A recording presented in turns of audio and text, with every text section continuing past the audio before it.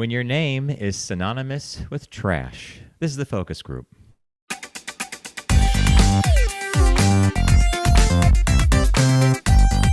They're all business, except when they're not. It's the Focus Group with Tim Bennett and John Nash.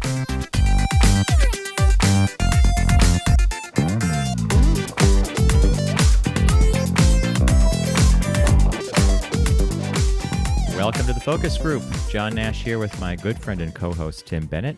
FocusGroupRadio.com is our website. You'll learn about us there and our partner Deep Discount, who we'll be visiting with a little bit later in the program. And it's Criterion Collection Month, which means we're going to be playing Pick That Flick, and we're going to be giving away some movies.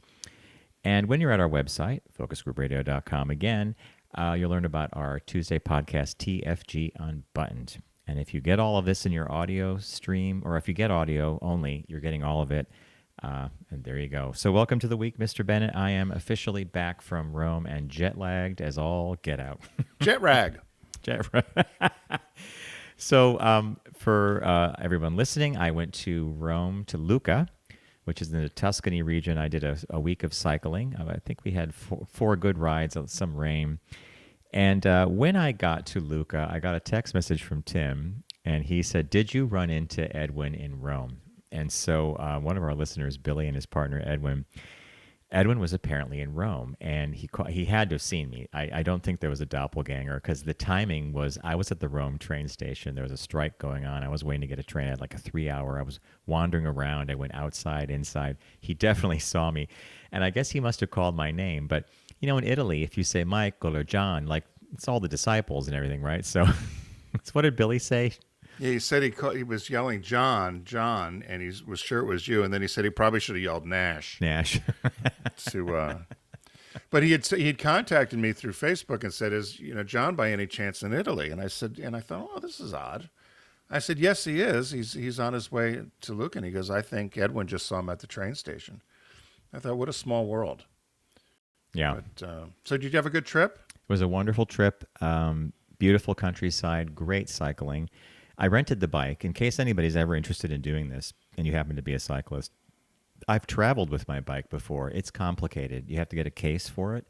Even when they're disassembled, they're kind of ungainly and hard to move around. And the airlines charge you like $150, $175 each way. And then you have to get a big enough car to move it in. Then you have to reassemble it. So the great thing was arriving. I did a Verbo. I got there I had a day ahead. The next day I went to the bike shop. They fitted out for me, and yeah, it was a nice bike. It wouldn't be what I would choose to ride, but it was perfectly fine. And it was exactly what you might expect of that. Switchback roads, towns clinging to the sides of mountains, crazy climbs, crazy descents. It was really cool, and amazing food. I told Tim earlier, one day Christy and I, the woman I was traveling with, my friend who I cycle with, we went to we wanted to have a slice of pizza. And by the way, in Italy, all the crust is like super thin. And there was a shop, like a little patisserie down the road. We were going to have like a chocolate croissant afterwards. We go into this pizza place, and it's all these women. Yeah, it was 4 women. They're all kibitzing. They're chatting about either someone or something. If you don't know Italian, you're at a loss, right?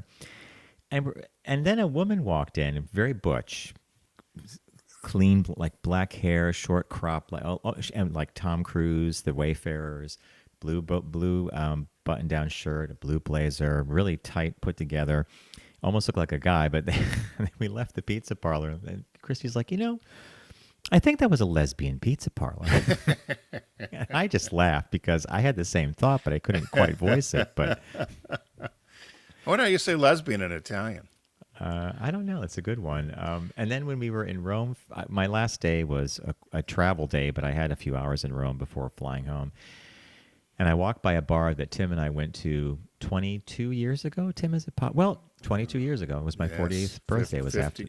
Mm-hmm. I was going to say 50th, but no, 40th. No, 40th. It was my 40th. Remember, you had all the paper stuff for the yacht. And I'm going by this bar, and I just stop and stare at it. And I said, Christy, I've been here before, because the Colosseum was right there. Right. Turns out, Kirsten told me, our friend Kirsten, who lives in Rome with her daughter Millie, she told me that area right near the Colosseum is kind of their gayborhood. And in fact, the Pride Parade stops there.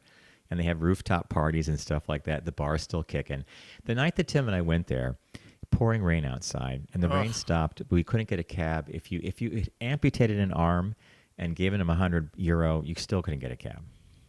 We were with our friend Rosie, and we actually considered, could we buy a smart car? We were kind of pulled together how much we had on So our credit tired. cards. She's like, I think we can get a used one for about €10,000. She goes, and we'll get around Italy ourselves on this smart car. Because we remember we were soaking wet, and we walked and walked and walked And walked some more. I don't know where we were staying. Was it a Four Seasons by any chance? No, but it was near the U.S. Embassy. But it was a nice hotel. I'm going to ask you a question, because here's my pet peeve with Europe. Two things. I can't get a cold drink, and I can't get a good shower. I don't understand what it is with the Europeans. They're so much farther advanced culturally than us. It's impossible to get more than one cube of ice in anything. And no matter where you go, whether it's England or France or Italy, and then the showers, I just always never feel like I'm clean, because it's some wand hanging over the toilet and the whole bathroom is wet. Or it's a shower without a shower curtain, and you've got to throw your towels down because you got water slopped all over. And so I'm like, the one thing I miss when I go to Europe is, can I get a good shower and can I get a cold drink? We've won the war. World War II happened. I would have thought with the Monroe Doctrine and everything that we would have been able to go in there and teach them about refrigeration and Or at the very least, ice cubes, right? Yeah, ice cubes and a good shower. So to both your pet peeves, they haven't really improved. Yes, they have ice now. But the shower thing... Extra ice, clink. Can I have extra ice? Clink. You do have to ask for it, by the way. You have to ask, and that was as if it's a commodity. I don't think it was. It was a lot of fun, but that one we went to Pisa one day. Pisa was sort of the ride that jangled our nerves because we were on very busy roads, and we couldn't find the Leaning Tower anywhere. And we turned into this road. We're like, "What about down here?" And we turn in, and there was the tower, and it does lean quite a bit. But is there anything? It's just a scare. You could wait in line to go up, and I'm amazed that they let people go up. Yeah, I was going to say, there's nothing in it other than some stairs to climb. Yeah, I think it might have been meant to be a bell tower or something like that. I didn't read too much of the research on it, but it was a fun area. But of course, it was all little flags up, like over here. The tour group's going. So it wasn't, as we learned in Amarillo, Texas, at the Barbed Wire Museum, the Leaning Tower of Pizza, which happens to be in Britain. The Leaning Water Tower in Texas. Took the pen and underlined it. She, got Britain confused with Britain. AIN with TON, and then pizza with pizza. No, we just smiled. And we're like, thank you for the tour of the bar. We were the only two guests at the Barbed Wire Museum that day. So travel is great, but as I said to Tim, solid 18 hours in both directions between the flying, the airport, the connecting, the trains, the whole bit. And you when I got to the apartment, the first thing I did was took a shower. So on that happy note, what caught your eye? What caught your eye? Here's what Tim and John found. I found this a few days ago, and I actually thought it wasn't going to get much play, but now I'm starting to see it in the mainstream media. So the headline is, company that bought Publishers Clearinghouse won't pay past prize winners. So my poor dad, before we get into the story, you remember I told you my dad was convinced he was going to win. We ordered magazines. Yeah. Just like that movie Nebraska. You should watch it. Get it at deep discount. But so the headline is here. So there's a company. It's actually a online gambling firm, and they ended up buying. It's ARB Interactive, which is an online casino operator, and they ended up buying Publishers Clearinghouse, which had filed for Chapter 11 bankruptcy this past April, and they by the company for $7.1 million. And so, as you know, Publishers Clearinghouse made all their money for decades by selling online magazine subscriptions. And so when you would buy these subscriptions, although there was you didn't have to buy in order to be eligible to win, apparently, but I'm sure your choices or chances were better. I don't know if anybody's ever proved that. I know, it's such a scam, right? How could you prove it? But so people would order magazines and you would get them dirt cheap. Oh, Vanity Fair for $1 a year, these sort of things. And but they use that money to give people prizes. And over the years, they actually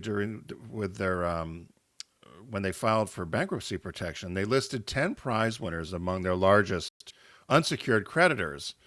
And they had liabilities between $50 and $100 million. Oh my, you're not, wow, seriously. Right. So the prizes, because you would win money for life, and it could be 5,000 a week for life, or it could be 100,000 a year for life, whatever the prize was. So they have what they said were their 10 largest unsecured creditors, what fell between 50 million and 100 million. But the assets that the company only has are between $1 and $10 million. And of course, nobody is buying magazine subscriptions anymore, right? So the revenue they would get from that, which would pay off these prize winners, are just not going to happen. So this company, ARB, that purchased Publisher Clearinghouse for $7.1 million, has said, we are not responsible, nor will we pay any past prizes. And so people that had relied on this money, or they had highlighted a couple of people who had won and how they're just devastated now because they were told they were going to get this for life. So one guy, John Wiley, he's 60, out of Bellingham, Washington. He won $5,000 a week for life starting in 2012. And so he would get an annual check every January for $260,000. My God. And he said the money allowed him to retire early. He bought a 6-acre, he bought a house on 6 acres. And then he said all of a sudden the checks stopped. Nobody told him, but the checks just stopped coming. And he found out they had filed for bankruptcy. And so now he says he doesn't have enough money to even pay his mortgage.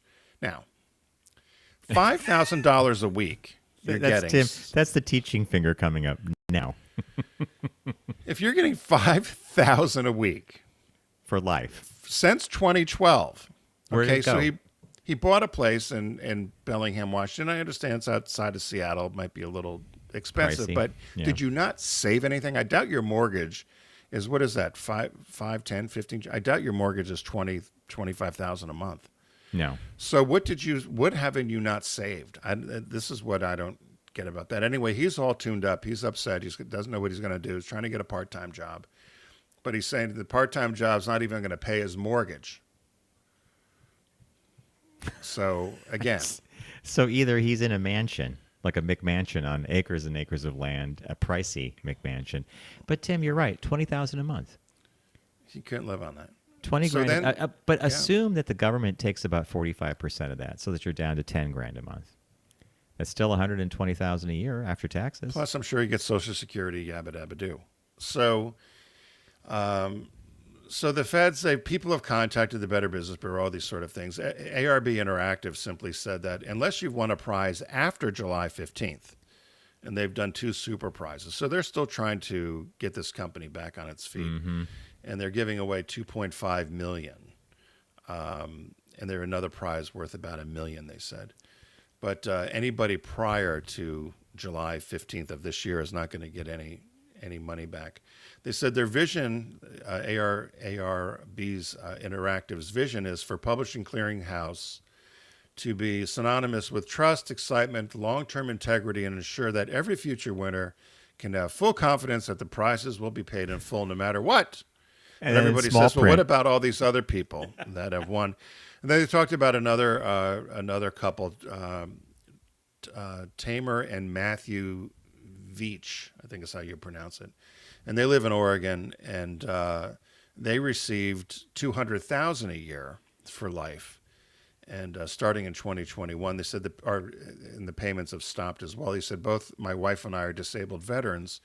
He said, we did okay financially, but we are on a fixed income, and neither of us can work because we're disabled from the military.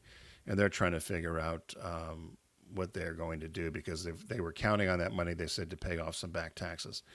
I'll say this because they often say this about lottery winners, which is sometimes I don't know how there's all these stories about lottery winners that go broke. Yep. And this is Many, what this sounds many like do. to me, is if I don't know, if any of us were getting $5,000 a week, In the bank. Put in the bank. or you have fun with it for a little while, but say, okay, I'm going to have fun with half of it and save half.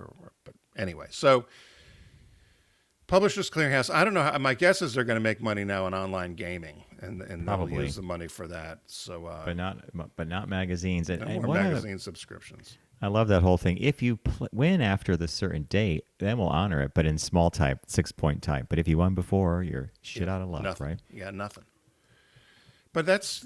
I didn't realize that some of those prizes were that big. I Were guess. that big. And by the way, the amount of commitment they had, what was like 50 to 100 million? I think it was like, Yeah, 50 million to 100 million. 10. That's their 10 largest. So those were. overwhelming. They couldn't crawl out from under that if they tried. So the checks would have No. stopped anyway at some day, right? Yeah. Well, they just don't have the 'Cause the revenue business coming was in. failing. It's like having a typewriter company, right? Yeah. Typewriter repair. Yeah, down the tubes. Yep. My caught my eye came from the New York Times. Very different, cautionary in its way, and it's basically the 6 things that ER doctors wish you would avoid in life. And I'm gonna, they spent a lot of time explaining this stuff, but frankly, some of it is very self-explanatory. Okay, this first one though, this is why I will go into this. Never put your feet on the dashboard. We've all seen it. I hate it. I hate when people drive by like this. It says airbags deploy in less than 1/20th of a second. When that happens, you have no time to move your legs. The result, this doctor said, is that the knees and the hips and the legs can be forcefully pushed into your face or strike your head, which can cause a traumatic brain injury. Now, if I heard this and I had the habit of putting my feet up on the dashboard, they'd be down in a second. No, Yeah. So there you go. That's the first one. The second is don't forget your eyes when doing yard work, and I think this is very common. I don't know how many people have safety glasses or sunglasses that could resist something hitting, but an estimated 188,000 people show up in an emergency room each year with a foreign body in their eye. Oof. And it says here that's about as pleasant as it sounds. Like, could you imagine like wood chips or something, glass or something going in your eye? Not No, good. I don't wear safety glasses when I would cut the lawn or anything. Did you? No. And they're suggesting that it probably was a smart idea to do so. But Tim, I'm in your camp. Push mower or riding mower, I never bothered. Bob is pretty good about it when he's cutting stuff down. And then following up on that, another one that makes sense: and never mow the lawn in open-toed shoes. Yeah, my father used to go crazy when he would see people doing that. This guy, Dr. Ryan LaFollette, an emergency medicine doctor at the University of Cincinnati, said that he had seen what happens when people cut grass in flip-flops. If you slip, he said, you could be looking at an amputation. I mean, and he left it there, and I'm just like, ugh. The next one was somewhat of a surprise to me. I never thought about it. Watch out for the front burner. So they say this because when cooking and you're boiling water or something, specifically a small child could come in and do something and pull a pot down and get scalded. Scald birds comprise over a third of injuries admitted to U.S. burn centers. However, 61% of these happen to children less than 5 years old. Ugh. Yeah, what a fun caught your eye, right? And if you're choking, forget about privacy or about, having decorum or being, if you're choking, you got to get that thing out. Don't care where you are. It reminds me of Mrs. Doubtfire when she puts pepper on Pierce Brosnan's shrimp. And he's like in the restaurant, he's choking, and she gives him the Heimlich, and the shrimp pops out. And that's just the image that came to my head. And the last one is don't take another person's prescription medication. This one should be self-evident to anybody. And they ran through a bunch of horror stories. I'm not going to repeat them about if you take someone's meds and they're not for you. Hello, ER. You're at the ER, and hopefully they can fix it for you. But so that was mine. 6 things ER doctors wish you'd avoid. Do you do any of these things, Tim? Dusting with trophies around. I'll add that one. Bing, thing comes down. Have you done that? What, dusting with the trophies Trophy around? No, around, it was my friend Chris, when he was going through his residency, had talked one day about a guy who came in with a trophy up his ass. Oh, but he claimed he was dusting, right? So he was dusting and he fell. And Chris is like, really? Because everybody dusts with a half a gallon of lube on their ass. And it was one of those runner's trophies with the arm. yeah, the little thing in there. I was like, how do you not, how did you keep a straight face? He's like, they all scattered and was like, like roaches. I was dusting and I slipped off the ladder and you ended up with a trophy up your ass. Trophy up your ass, yeah. There should be more ER stories that we should get from people because I'm sure they've seen some really crazy stuff. And that one's, I do remember when you told me that. That's a good one, Tim. Oh, thank God for Chris. Oh, my God. All right. As I alluded to at the beginning of the show, Deep Discount is partnering with us and our friends at the Criterion Collection for Criterion Month. And you can visit Deep Discount by going to focusgroupradio.com, clicking on the Deep Discount logo, and starting your shopping experience. And specifically, check out the Criterion Collection sale going on. They have some of the finest movies, remastered, new audio cleaned up, lots of great extras, behind the scenes, interviews with directors, actors, cinematographers. Sometimes they have storyboard art attached. Lots of fun. It really gives you depth on your favorite films. So, in honor of the Criterion Collection Month, we are playing a game called Pick That Flick. Open the pod bay doors, Hal. I'm sorry, Dave. I'm afraid I can't do that. John says, pick that flick. All right, so it's a very simple game. I'm going to play an audio clue from a movie, 8 to 10 seconds. If you know the title of the film the clue came from, send us your guess to letters@focusgroupradio.com, letters@focusgroupradio.com, and include your mailing address if you don't check the mail too often, or I'll get back to you if you want, and you can send me. We only use the mailing address to send out the discs, but it's that simple. And so here is this week's clue. Mrs. Robinson has a stroke, so she can't talk. It's going to be funny? Yeah, it'll be funny. With Dark a stroke? and weird and funny and with a stroke. Okay. Maybe it's not a stroke. We usually give you 2 times, and of course, since you're on demand and you podcast, you could replay it as often as you want, but here you go. Mrs. Robinson has a stroke, so she can't talk. It's going to be funny? Yeah, it'll be funny. With a Dark stroke? and weird and funny and with a stroke. Okay. Maybe it's not a stroke. It's one of my more favorite films. We've had some folks drop us lines that I found interesting. I got a couple of emails. They said, John, you got to make it harder. People can type something into Google and it will give them the name of the movie. Well, true, but we want everybody to win. And this is the old game that Bob and I used to play when back on the days of Sirius. Tim used to call this John tells Bob to pick that flick, and he would pick these really hard clues. The point is to win. But also, during Criterion, we do have a new release this week.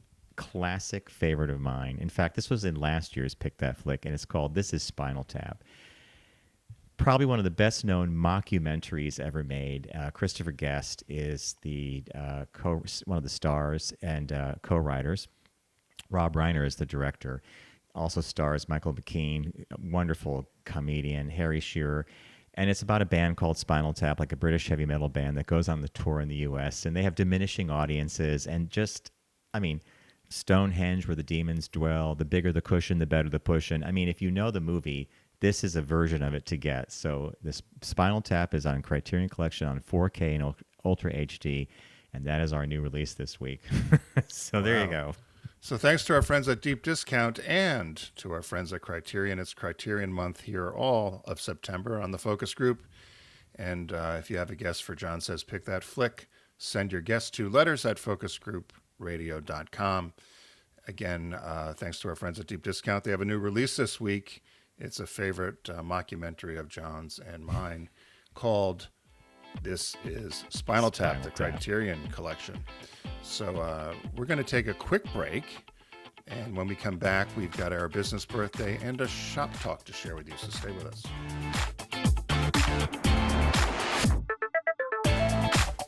You're listening to The Focus Group with Tim and John. Learn more at focusgroupradio.com.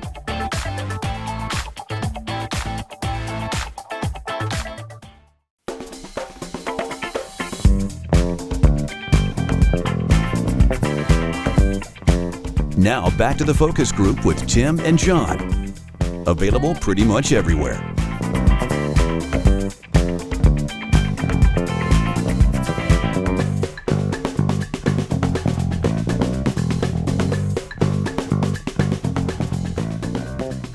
Welcome back to the Focus Group. John Nash with Tim Bennett.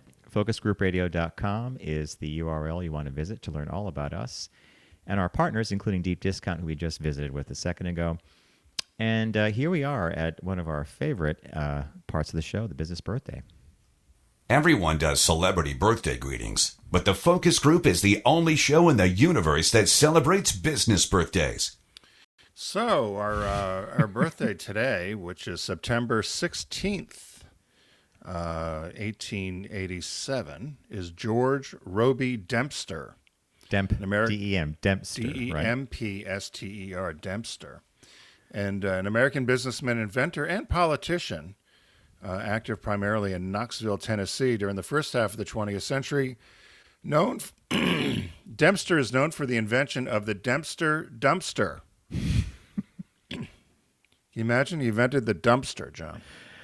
It's a metal box that gets dragged around. Okay.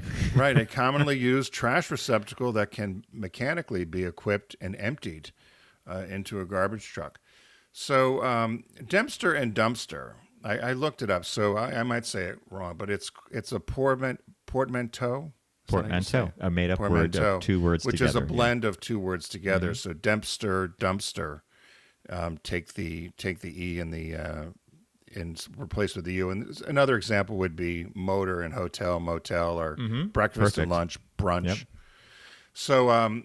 So during the 20s, he and his brothers had a company called the Dempster Brothers Construction Company, and they operated 1910s into the 1920s. They built a large number of roads and railroads across southern Appalachia. And Dempster also served as a city manager for Knoxville, Tennessee. He was a pretty well-known lifelong Democrat. And aside from that, he had his construction business.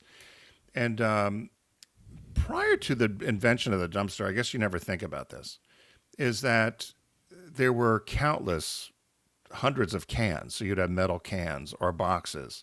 And so when you're throwing away waste or doing anything, there's lots of heavy manual labor and lifting and moving things on both ends. So you'd have to dump it into something and then dump it into something else and lifting and moving. So they came up with the idea, which they said essentially forever changed the business of waste management. In 1935, they introduced the Dempster Dumpster, which was Still the think first. That's so funny. The first large-scale container that could be mechanically emptied into a garbage truck. As orders of the product arrived from around the world, the company devoted all its resources to the production of the Dempster Dumpster. So they no longer were in the construction business. They were making these dumpsters. So they said that, again, no more heavy lifting and the emptying at both ends, manual labor, animals getting into the garbage and so forth. In 1939, they also came up with a Dempster Balester, which crushed and baled automobiles. So you remember the thing that made them into little blocks? So they also produced pontoon boats and some equipment for the U.S. Navy during Wait, World Tim, War II. he's the one that did that machine that literally Takes the car and makes it into a little square. Yeah. Yeah, okay. The Dempster Balester. The Balester, okay. The Balester. Not quite as ubiquitous as Catchy the as dumpster, no. Right. So they had a plant in Knoxville, Tennessee, consisted of 11 buildings. They had 450 workers.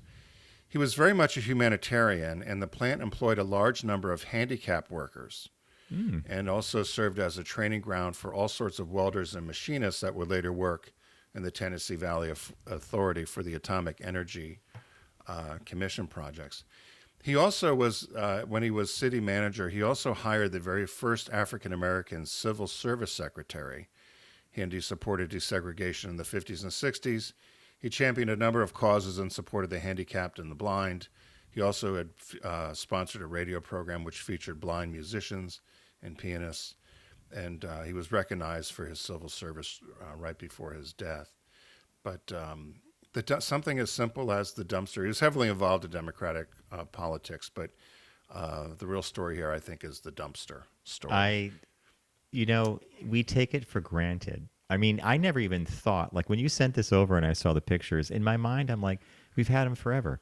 And then you realize somebody had to come up with the idea of hooking the thing, having it come up and flip, the whole bit. Well, that was in 1950s. They actually introduced the Dempster Dump Master, which is what we see them now. So the trucks that come forward with the two forks that they go in. Right. So that was the first front-loading garbage truck in the 50s. So they had come out with that as well. So they really did change. Again, it allowed the driver to stay in the truck. Mm-hmm. It allowed more efficiency in terms of loading and unloading, used less people in many regards. But you don't think about it. As you said, I thought, how tough is it to get a metal box? We just think that it's normal that, of course, there's a dumpster, right? You want a dumpster. It reminds me of one day someone told me how valuable the company Waste Management is. Yeah. It's a big sprawl. And I thought, wait a minute. And then you really dig in. You're like, waste management is a huge business because we generate a lot of waste. And this is in that same zone of just an area that you don't think of. Really, this is a fun one, Tim. They said in the bio, the Dempsters were to garbage trucks and waste management as to what Elvis was to rock and roll. That's They were saying quite a lot, isn't it? the king of trash. So happy birthday to George Roby Dempster. He died at 77 years old on September 18th in 1964. So born on September 16th, 1887, died on September 18th, 1964. Al Gore by went the to way, his I looked funeral. at that date too. I put it back up again. I just thought it was weird that it was Close 2 to his days birthday. apart. Yeah. 77 years later, he literally died. It was a September. We always say September is the best month of the year. Yeah. I guess it was in his case the best month to be born, the best month to invent the dumpster, and the best month to pass. All right. There you go. Yeah. So on Shop Talk today, we have a quick piece we're going to talk about. I think we're going to delve into some of the legal issues or the ramifications of a decision that might come in this situation. But it appears that gay marriage may be going before the Supreme Court again, and it's going there in an interesting way. So Kim Davis, the clerk in Kentucky who refused to give a gay couple, or couples plural, a license, she was found, several courts have found her guilty, and there's a judgment. She has to pay $250,000. I forget the numbers that are involved, but of course she has a right-wing law firm behind her that is willing to front the money for the legal costs of putting a case in front of the Supreme Court. It might even, I think, American Heritage something. So she now has a appeal sitting at the Supreme Court, and to clarify that, the court has not chosen to take it up yet. They haven't put it on the docket for the next year, but it's sitting there, and a lot of people think that this has been teed up as a response to Clarence Thomas's commentary on the Alito ruling with Roe v. Wade about how, hey, if you can get rid of Roe v. Wade, these are all the other things that should fall with it by that reasoning, and gay marriage is one of them. So Tim found a good article. It's not very long, but just to clarify this for people, if you happen to be married already, even if gay marriage were proven to be, or the court decides to eliminate that right, you're still married, and the federal government will in fact still recognize your marriage. And thanks to Joe Biden and Chuck Schumer in Congress at the time, they passed a law that says that the federal government has to respect that your marriage nationwide, and that if you're married in a different state, like if you get married in New York State but you live in Pennsylvania has to respect your marriage as well. But the article that Tim found pretty much does a good job of telling you how complex this is going to be when you just hear one number, and it's 31 states would ban marriage equality if they could. So if it falls, there's 31 states in the country that you either have to leave to get married and then come back and have your marriage recognized, or you're staying there and you're stuck. And it's a problem because, I've never understood the debate about this. If anybody studied history, you would learn that marriage back in the Middle Ages and the Renaissance, it was all about property and about you were going to marry her because we want that land, and it had very little to do with God. And I mean, there was a whole ceremony and everything, but all we ever wanted as gay couples was the ability to shield ourselves just like a straight couple could, or not shield is the wrong word, have the same benefits, spousal Same visitations. rights and benefits. Yeah, in hospitals. So it's gonna, if it happens, it will be a weird patchwork again, right? And I think it will sadly stay that way for a while. Well, you're right. And the Respect for Marriage Act guarantees that if you're married, the federal government has to recognize it no matter where, and those states have to. But those states don't have to marry people. That's the big difference, right? So Correct. If you're in one of these states, Pennsylvania happened to be one of them that they cited, that if you're married in New York, or if you've been married and then Pennsylvania doesn't recognize your marriage on the state level, they have to with the Respect for Marriage Act. But they don't have to marry couples in Pennsylvania. Correct. So that's, and of course the 3 times married Kim Davis, who is fighting for the sanctity of marriage, which just makes me laugh. Again, the hypocrisy is just not lost on me. Along with, I'll take that deal, interracially married Justice Thomas, Mm-hmm. who, if you remember, there was interracial marriage was banned, right? Yeah. So is he okay with that in his white wife? Sure. because he's not. It's about the gay. It's always about the gays. But what if we Again, said, what if we moved it along? Here's a slippery slope, right? And you say, okay, we're also going to, along with marriage equality, we're now going to also include interracial marriage in that as well. This again, the hypocrisy on this to me is just mind-boggling. But I pulled this because I was curious about the states, and of course, I don't think anybody was surprised. did you pull the 31 that are?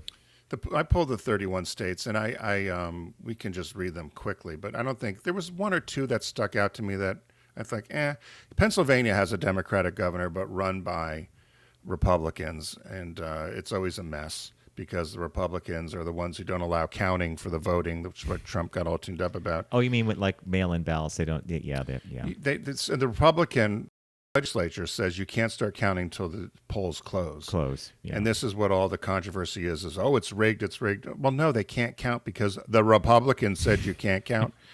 And of course, a lot of us who live in Pennsylvania, as James Carville and other people have noted, it's Pennsyltucky.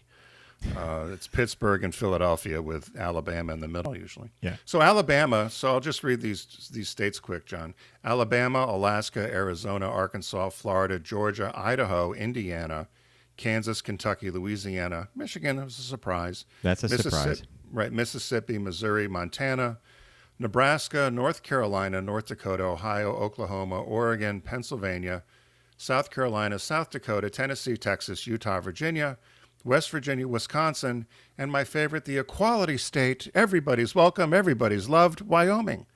So I'm shocked at North Carolina and Virginia, and actually Arizona surprised me too. But yeah, so these are states that they think, because they do have bans on the books already, or state constitutional amendments or whatever they've done, that should this get turned over at the Supreme Court. And as John said, there's lots of people making noise about this, bringing something forward, but the Supreme Court has yet to say they're going to take anything up, right? correct. I think that's In fact, the if issue. they choose not to take it, then the lower court ruling that she's guilty will stand, and that's it. That's her last appeal. What do you predict? You know, I'm sure HRC and GLAD and everybody's on this. they are, but a lot of people. No, I am. You really think Well, they're getting point. ready for the gala and Yeah. paying the salaries of the executives? You yeah, know, like we don't have 560 anti-LGBTQ we could use it for pieces of fundraising. legislation. Hey, let's use this marriage thing for fundraising, Yeah. which is what they're doing. I've read a lot of interesting constitutional and Supreme Court scholars or people who observe the court. They all fall back on this idea that with 62% of Americans approve of gay marriage, it would be hard to roll that back. Didn't they say the same thing about Roe v. Wade? And they chipped and chipped and chipped, and boom, and it disappeared. And you would think that enough women would have been furious about that it would have changed the electoral outcome. But Well, it's the same with gun. It's the same with gun control, sensible gun control. I think something like 85 to 87% of the population huge. thinks we should have some guardrails on access to guns, and particularly military-grade weapons. But you can't get 87 or 85% of the country to grant anything, right? But we can't agree on that. So or we can't get legislation passed. I will be... what's your prediction? I'm 50-50 at this point. I'd like to see if they take it at all. And if they take it, then the next gaming cycle is going to be what's going to happen in oral arguments. Can we? Well, if they take it, If they take it, it's because they have the votes to knock it down. Is my guess. I think that's a very good assessment. Because otherwise, why take it? And so I don't. I'm not hopeful, and I actually had hoped, as many have, was that the courts. I know the lower courts have done a good job by trying to reel in some of the nonsense going on in D.C. But I was hoping the Supreme Court would at least act as an equal branch of government as it's supposed to. However, I've been so disappointed with the Supreme Court lately that they've lost any bit of shred of integrity or credibility in my book. I think it's I don't know what these justices think they owe the dear leader, but who knows? You go back to John Roberts, Citizens United flooded the political zone with money. And of course, presidential immunity is one thing that just, I still scratch my head at that. Did he think he was doing us a favor, John Roberts, by saying that this executive who in any, anyway. There you go. So that's our shop talk. Thanks for joining us here on TFG on Button. Right? That's our podcast, TFG on Button on Tuesdays. Thanks for joining us here on the focus group. There you go. With Tim Bennett and John Nash. We're here every Wednesday on our video form and then released on Saturdays with audio only feed. And be sure to go to focusgroupradio.com. Like and follow us there. It's all free. You can download one of our 800 or plus episodes, I think, that are there. My God. Well, it's 17 years and counting, right? Right. And particularly on YouTube, you can see our pretty faces there as well. I looked at a couple of our old videos from 10 years ago that are up there. From the we look studio? pretty good. Yeah, we look pretty good. We did a good job. Hair's a little darker on both of us, but well, your hair might have been darker. Mine was still a shade of bald. we were. I thought, who are those two attractive men? Oh, it's Tim and John. So going to the lesbian pizza parlor in Luca. Lesbian pizza parlor.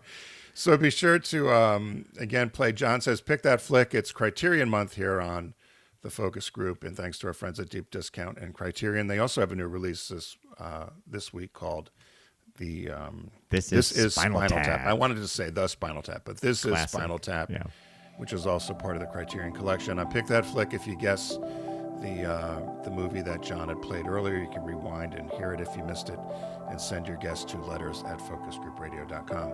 We hope everybody has a great week. Remember, don't text and drive, arrive alive, and we'll see you next time here on the Focus Group. Take care.